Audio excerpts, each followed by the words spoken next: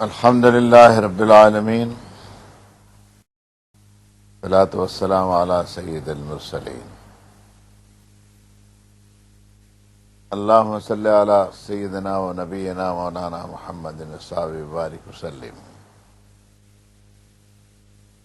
اعوذ باللہ من الشیطان الرجیم، بسم اللہ الرحمن الرحیم۔ وہو الذی خلق من الماء بشرا فجعلہ نسبا وسحرا وکان ربک قدیرا۔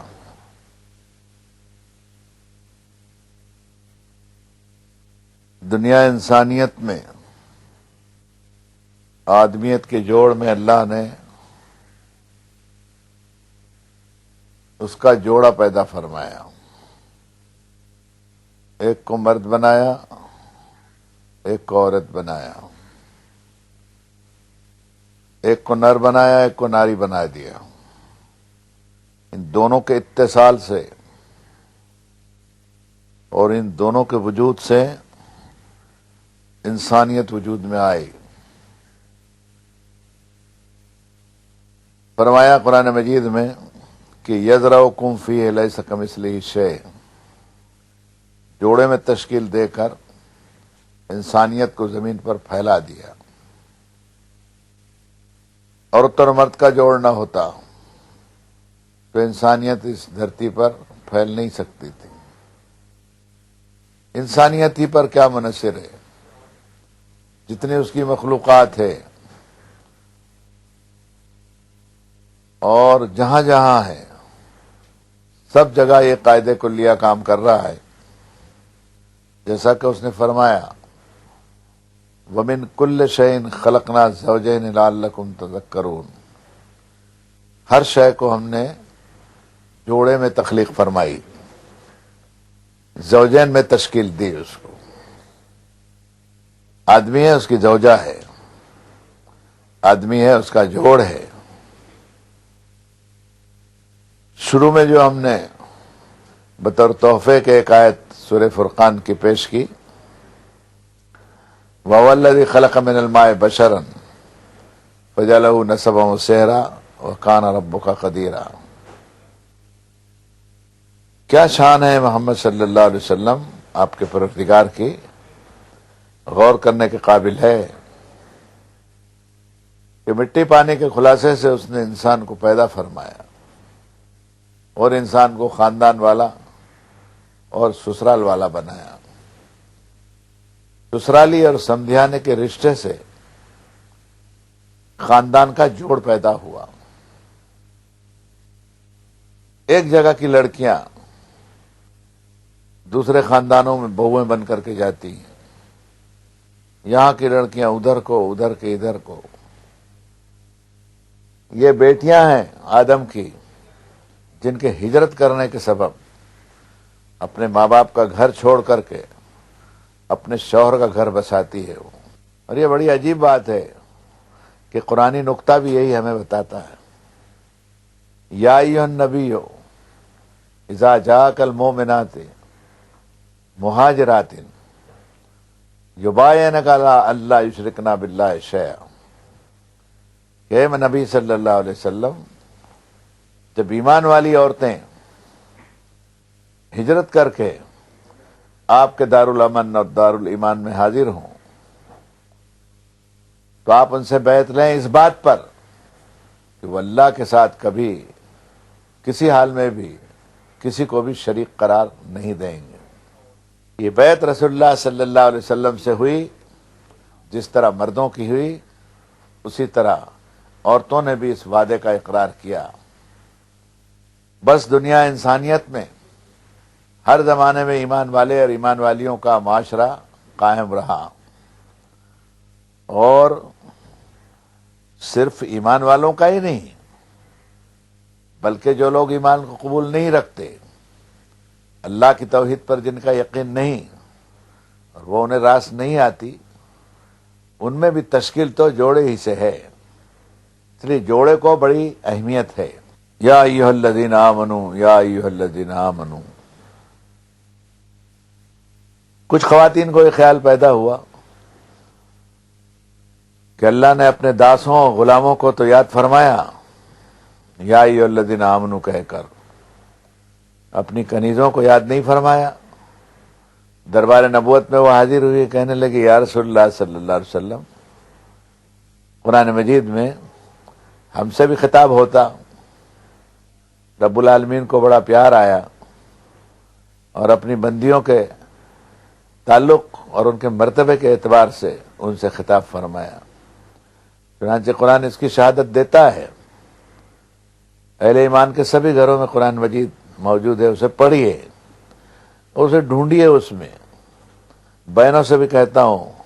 کہ اپنے آپ کو آپ بھی ڈھونڈیے کہ قرآن میں آپ کس جگہ ہیں، کیا مقام ہے آپ کا، اور آپ کی کیا ذمہ داریاں ہیں، یہ آپ کو معلوم ہوگا، اور اسی سے جو معلوم ہوگا وہ صحیح ہوگا۔ دوسرے بتائیں گے وہ اتنا صحیح نہیں ہو سکتا۔ قرآن مجید کی 114 صورتیں ہیں، اس میں بیشتر تو آپ کے نام الاٹ ہی ہیں، سمال تک ریزرویشن ہی ہے اس کا، لیکن قرآن نے کسی ایسے چھوٹے لفظ کو استعمال نہیں کیا، بلکہ آپ کی بڑائی، آپ کی عظمت، انسانیت کی پرورش میں آپ کی خدمات، آپ کی وارفتگی، اور آپ کا اپنے آپ کو فنا کی منزل میں لے جانا، اپنے بچے کی پرورش کے لیے، اپنے شوہر کی نگہداشت، گھر گرہستی کی نگہداشت، رشتے ناتوں کو جوڑ کر کے رکھنا، ایک عورت کے ذمے جو یہ چیزیں دی گئی تھی، اس کا مکمل طور پر آپ کو ادائیگی کرنے کے لیے کیا رول ہونا چاہیے، اس کا تذکرہ قرآن مجید میں ملتا ہے۔ سورۃ البقرہ کو لے لیجئے، بڑی سائزوں میں خاصی بڑی صورت ہے، بڑے بڑے گروپ کی جو صورتیں ہیں اس میں اس کا بڑا مقام ہے، جیسے سورہ نساء ہے، آل عمران ہے۔ سورہ آل عمران کو دیکھیے، مریم صدیقہ کا تذکرہ وہاں آپ کو ملے گا۔ حضرت مسیح علیہ الصلوۃ والسلام کی نانی کا ذکر بھی آپ کو وہاں ملے گا۔ مریم صدیقہ کا مقدس میں تورات شریف کا درس دینا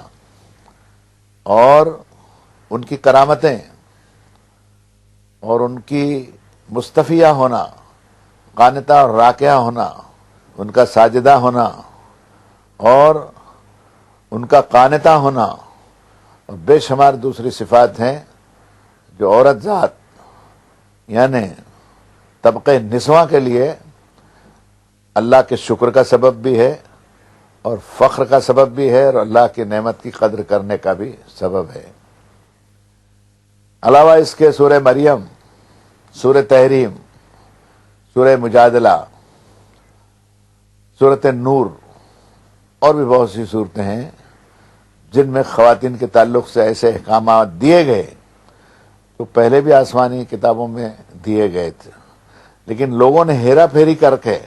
عورت کے مرتبے کو گرایا، مذہبی دنیا میں گرایا گیا اس کو سب سے پہلے۔ پھر مذہب کے ٹھیکیداروں نے جب غلط طرز زندگی اختیار کیا، اپنے نبیوں کے راستے کے اندر بھی انہوں نے روڑے اٹکائے، نئی نئی چیزیں ایجاد کی، اللہ کی کتابوں میں ہیرا پھیری کی،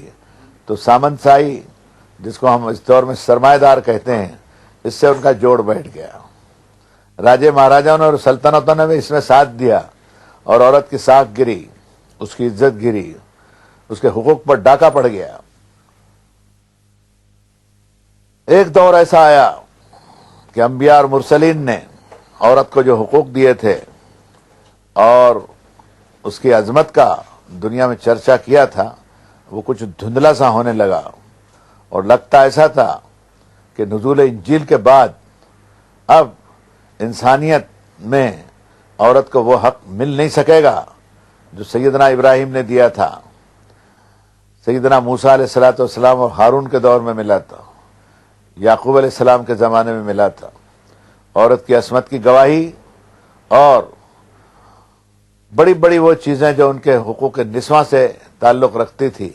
بیشتر انبیاء اور مرسلین نے دی تھی، ان گواہیوں کے اوپر پانی پھیرا گیا۔ اور ایک دور آج سے 1400 برس پہلے ایسا آیا کہ بہنوں،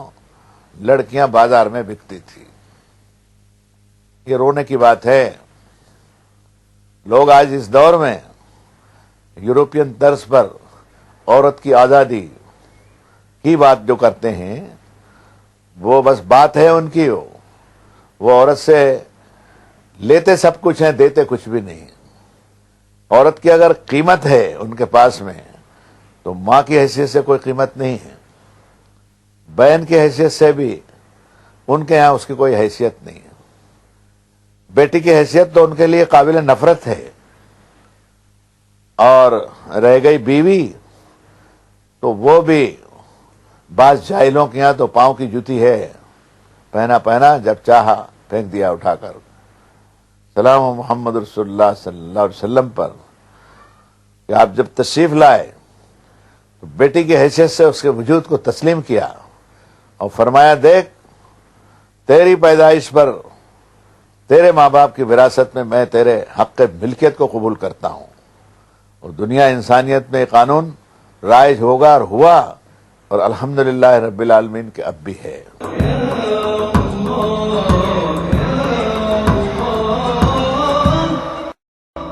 یورپ والوں نے دیا نہیں، یورپ والوں نے موجودہ جدید جاہلیت جس کو کہتا ہوں، جس کو ہم ترقی یافتہ ممالک کہتے ہیں، یہ جاہلیت کا نیا دور ہے، ایک اندھیاری والی جاہلیت قدیم اور یہ جدید ہے۔ اس میں جو کچھ ہوا لین دین کا معاملہ وہ عورت کے نقشی، اس کے حسن و جمال، اس کی زینت اور آرائش پر سودے بازی کی انہوں نے۔ اگر وہ ناقابل صورت ہے تو اس کی کوئی حیثیت نہیں ہے، اس کو آج بھی نوکری نہیں دے سکتے یہ، جبکہ اس کی قد کاٹھی کا وہ جب تک وہ اس کا معائنہ نہ کر لیں اور فیصلہ نہ ہو جائے کونسل کے اندر کہ اس سے زیادہ خوبصورت عورت اس منصب کے لیے نہیں ملے گی۔ مجھے آپ بتائیے کہ کوئی عزت ہے عورت کی؟ ارے اللہ نے کسی کو کالا بنایا، کسی کو گورا بنایا، کسی کو نقشی سے اچھا دیا، کسی کو تھوڑا سا نیسا رکھا صورت شکل میں۔ هو الذی یصورکم فی الارحام کیف یشاء، وہ اللہ ایسا ہے جو تمہاری ماں کے پیٹ میں تمہاری صورتیں بناتا ہے۔ فی ای صورت ما شاء رکبک، جس صورت میں چاہا تجھے سواری دے دی۔ اس میں اس عورت کا کیا قصور ہے کہ وہ سیاہ ہونے کی بنا پر یا قبول صورت میں کم ہونے کی بنا پر ہوائی جہاز کی ہوسٹس میں بھی نوکری نہیں مل سکتی اس کو، جب تک اس کو ہاؤ بھاؤ اور ادا نہ آتی ہو؟ تو یہ تو بیچارے قیمت چکاتے ہیں اس یعنی بیوٹی اور سندرتا کی، عورت کو کچھ نہیں دے رہے ہیں۔ وہ عورت کے پاس یہ ہے تو مجھے آپ بتا سکتے ہیں کہ لاکھ میں سے 2 4 10 20 کے پاس ہوگی؟ نہیں، محمد رسول اللہ صلی اللہ علیہ وسلم نے تو صرف اس کا طبقہ نسواں ہونا ہی تسلیم کیا، اس کا کالا پن اور گورا پن اور اس کا نپٹا چپٹا ہونا یا کسی اور زبان کا بولنا نہ بولنا، اور کوئی کسی خاص طبقے سے اس کا زمین کے خاص حصے سے اس کا جغرافیہ اعتبار سے کوئی وجود ہو تو اس کو رکاوٹ نہیں بننے دیا اس کے حقوق کے اندر۔ ان کا نہیں، بیٹی ہے تو بس بیٹی ہے ہی ہے وہ، اور اس کی پرورش کے اوپر اس کے ماں باپ کو جنت کی ضمانت ہے، اور اس کے وجود سے وراثت لاگو ہے، حق ملکیت کے اندر اس کا حصہ باپ کے یہاں اسی دن سے لگ گیا جس دن اللہ نے اس بچی کو وجود کا جامہ پہنایا۔ قرآن کا میں ایک طالب علم ہوں، ایک آیت بتاتا ہوں کہ جس میں رب تعالیٰ نے فرمایا فَإِذَا الْمَوْءُودَةُ سُئِلَتْ بِأَيِّ ذَنبٍ قُتِلَتْ، جب زندہ گاڑی ہوئی لڑکی سے پوچھا جائے گا کہ تجھے کس جرم میں قتل کیا گیا، تیرے ظالم باپ نے یا اس سماج نے یا اس دور کی جنریشن نے اور ان سلطنتوں نے کیا کیا، یہ میری کنیز کے ساتھ میں کیا جرم تھا اس کا؟ میں نے اس کو بیٹی کا جامہ پہنایا تھا، تجھے بیٹے دیے تھے تجھے بہت پسند تھے، اس کو بیٹی کا جامہ پہنایا، پسند نہیں آئی تجھے، وہ تجھے ایسا لگا کہ تیرا جو عقیدہ تھا اس کو بھی تو نے لات مار دیا۔ مشرکین اپنے عقیدے میں طبقہ اناث کو پکارا کرتے تھے، قرآن نے کہا یدون من دونہ الا اناسا، چنانچہ جو ایک سے زیادہ خداؤں کی پرستش کرتے ہیں ان کی فہرست میں آپ دیکھیں گے تو عورتیں زیادہ دکھائی دے گی، فیمیل زیادہ دکھائی دیں گے، تصویروں میں بھی، عبودیت کے لحاظ سے بھی۔ بڑی تعریض کی قرآن مجید نے، یعنی تعریض اس کو کہتے ہیں کہ ایک طرح کی چٹکی بھی لی اور چبھن اس کے اندر پیدا کی کہ اذا بشر احدهم بما ضرب للرحمن مثلا ظل وجهه مسودا وهو كظيم يتوارى من القوم ایمسکہ علی ہون ام یدسہ فی التراب الا ساء ما یحکمون۔ کوئی کہہ دے ایسی بات جو قرآن نے کہی، فرمایا کہ زنانہ چیزوں کی پرستش کرتا ہے شوق سے کرتا ہے، جی سے سجدے عبودیت بھی کرتا ہے، دعا میں اس کو پکارتا بھی ہے، اس کی بندگی بھی کرتا ہے، اس کی تصویر کے سامنے جھکتا بھی ہے. لیکن وہی طبقے اناس میں سے ایک پیس اس کے گھر میں پیدا ہو گیا لڑکی، اور دایا نے یا انا نے یا کسی رشتہ دار خاتون نے خبر دی کہ تیرے یہاں لڑکی پیدا ہوئی، تو اس کا منہ لٹک گیا، ذل وجہہ مسودا وہو کظیم یتوارا من القوم، قوم سے چھپا چھپا پھرتا ہے، کسی کو منہ نہیں دکھاتا. اور ایمسکہ علی ہون ام یدسہ فی التراب، کہ ذلت کے مارے بچی کو پرورش کرے نہ کرے کیا نہ کرے، یا گڈھا کھود کے مٹی میں دبا دے اس کو. اور آخر فیصلہ اس نے یہی کیا کہ 2-3-4 سال کی ہوئی، پرورش کر دی اس کو، اور کسی نے کچھ ایسے قاعدے بھی بنا دیے ہوں گے کہ بھئی اتنی ہو جائے تو اس کے بعد میں پھر اس کو زندہ درگور کرنا چاہیے. عورت پر یہ تنہا اتنا بڑا ظلم ہے کہ دنیا میں کوئی ظلم نہ ہوتا، کوئی پاپ نہ ہوتا، یہ پوری دھرتی متقی اور پرہیزگار لوگوں کی ہوتی، اور کہیں پر کوئی بھی ایسا گناہ نہ ہوتا. لیکن ایک گناہ یہ ہوا زمین کے اوپر، تو رب العالمین نے اپنے ذمے لیا کہ میں قیامت قائم کروں گا صرف ایک کیس کے لیے، قضیہ زمین برسر زمین چکاؤں گا، اور اس لڑکی سے پوچھوں گا. اس کے باپ کو بھی اس قابل نہیں سمجھا، معاشرے کو بھی اس قابل نہیں سمجھا، دھتکار دیا کہ اس قابل نہیں سمجھا کہ میری عدالت کے اندر کھڑا رہنے کا اس ظالم کو موقع دوں، سیدھا اس کو جہنم کے اندر بھیجوں گا کہ بے ای ذنب قتلت، تجھے تیرے باپ نے کس جرم کے اندر قتل کیا تھا. یہ آیت جب اتری ہے تو سامن سائی دلال،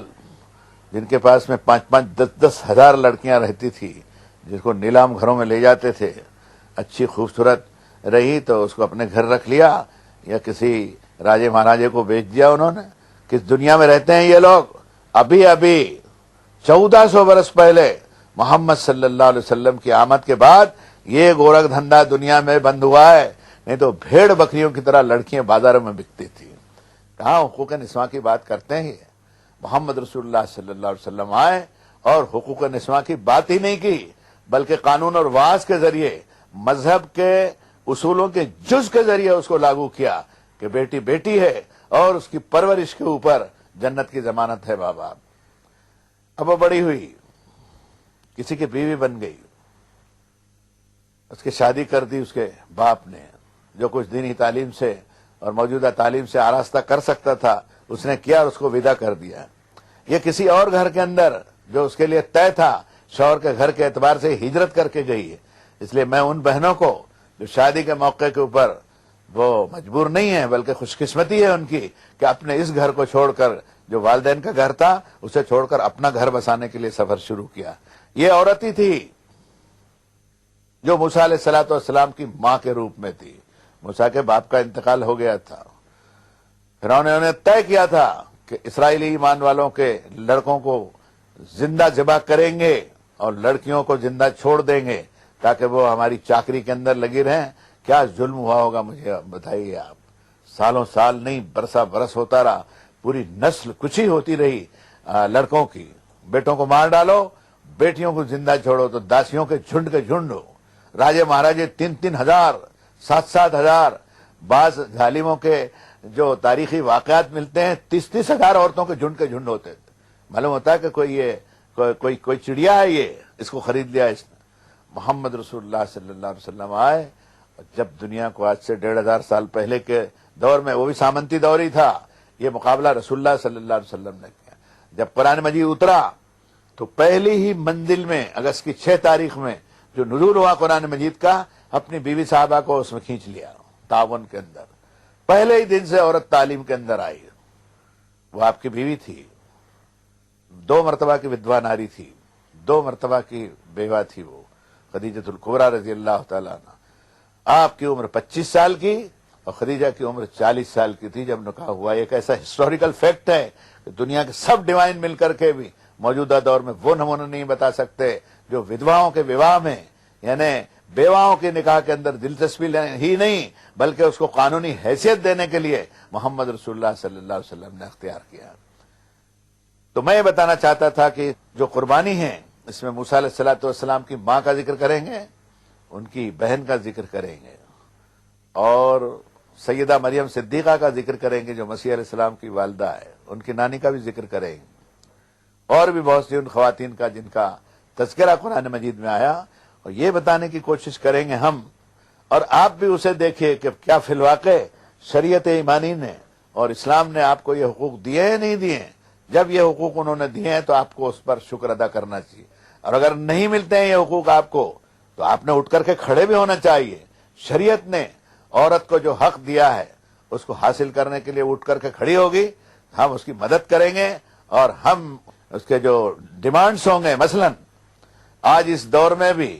ایمان والے بڑی بات کہتے ہیں، میں بھی کہتا ہوں، آپ بھی کہتی سنتی ہیں، لیکن حق وراثت عورتوں کو ٹھیک اس طرح نہیں دیا جاتا جیسے شریعت نے دیا ہے۔ اس کے لیے میں تو یہ کہتا ہوں کہ ہماری جو غیر مسلم بہنیں ہیں جو ایمان کے باہر کی دنیا کے اندر رہتی ہے، ہم نے ان سے بھی خطاب کیا تو ہم نے کہا بہنوں تم کو بھی مسلم پرسنل کے اعتبار سے باپ کی ملکیت میں اس کو جو حصہ ملتا ہے تم نے بھی مطالبہ کرنا چاہیے کہ حق وراثت ان کو بھی ملنا چاہیے، کیوں نہ ملے ان کو؟ بیوی کی حیثیت ہے تو شوہر کے مال میں حق وراثت اس کو ملنا ہی ملنا چاہیے۔ ایک حیثیت اس کی ماں کی ہے تو اس کے بیٹوں کی جائیداد کے اندر اس کو حق وراثت ملنا چاہیے۔ سلام و محمد رسول اللہ صلی اللہ علیہ وسلم کہ حق وراثت قائم کیا، شادی جس دن ہوئی مہر کا حق قائم کر دیا گیا، ایک طرح کا سوشل انشورنس اور اس کا پروٹیکشن اور اس کی سرکشا کے لیے، تحفظ کے لیے اللہ تعالیٰ نے اس کو حق ملکیت عطا فرمائے۔ تبھی تو قرآن مجید میں آیت اتری ہے کہ وَاذْكُرْنَا فِي بُيُوتِكُنَّ مِنْ آيَاتِ اللَّهِ وَأَقِمْنَا الصَّلَاةَ وَآتِينَا الزَّكَاةَ، تمہارے گھروں میں اللہ کی آیتیں پڑھی جاتی، ان کو چرچے میں لاؤ، اپنے مطالعے میں بھی لاؤ، اور اپنی ہمجولی کی خواتین کو بھی سناؤ اس کو کہ یہ اور یہ حیثیتیں ہماری ہے اور یہ ذمہ داریاں ہماری قرآن مجید میں، جہاں آپ کے حقوق ہیں وہاں ذمہ داریاں بھی ہیں۔ وہ زمانہ وہ تھا اور اب بھی کچھ زیادہ فرق نہیں پڑا، جو فرق پڑا ہے محض محمد صلی اللہ علیہ وسلم کی تشریف آوری سے پڑا کہ عورت مذہبی نوشتوں کو چھو نہیں سکتی، ہاتھ نہیں لگا سکتی، عورت لکھ نہیں سکتی، قلم ہاتھ میں نہیں لے سکتی۔ سلام و محمد رسول اللہ صلی اللہ علیہ وسلم پر یہ سب پابندیاں اس کے اوپر سے ہٹائی، اس کو پاکیزگی کے اور طہارت کے دور میں فتویٰ دینے کا بھی حق، قرآن مجید پڑھنے کا بھی حق، پڑھانے کا بھی حق، دینی علوم کا حق بھی اس کو عطا فرما، اس لیے کہ سوسائٹی کے تحفظ کے لیے اس کا بہت بڑا مرتبہ ہے۔ اس پر آپ اللہ کا شکر ادا کیجئے، اور اس خطاب میں آپ سے ودا ہوتے ہوئے یہ کہنا چاہوں گا کہ یا مریم اقنتی لربک واسجدی وارکعی مع الراکعین، کہ مریم تابع فرمان ہو جائے اپنے پروردگار کی، آپ بھی اپنے پروردگار کے احکامات کی تابع فرمان ہو جائیے، اور واسجدی وارکعی مع الراکعین، پیشانی ڈال دے میرے سامنے، سجدہ کرنے لگ جا، اور رکوع کرنے والوں کے ساتھ تو بھی رکوع کر۔ یہ مریم صدیقہ کے اوصاف کے اوپر میں اپنے اس بیان کو ختم کرتا ہوں کہ میری بہنیں قرآن مجید سمجھ کر کے پڑھیں، نماز کا اہتمام کریں، اللہ کے ذکر کا اہتمام کریں، اور اپنے آپ کو ڈھونڈیں کہ قرآن مجید میں وہ کہاں کہاں ہیں۔ اس مختصر سی مدت میں کیا میں آپ کے سارے حقوق اور ساری ذمہ داریوں کو بتا سکوں گا؟ یہ تو آپ ہی کا کام ہے کہ لقد انزلنا الیکم کتابا فیہ ذکرکم افلا تعقلون، ہم نے تمہاری طرف کتاب اتاری ہے، اسی میں تمہارا ذکر ہے، کیا عقل سے کام نہ لوگے؟ اللہ آپ کی حفاظت فرمائے اور آپ کے مراتب کو میں بلندی عطا فرمائے۔ صلی اللہ تعالی علی خیر خیر۔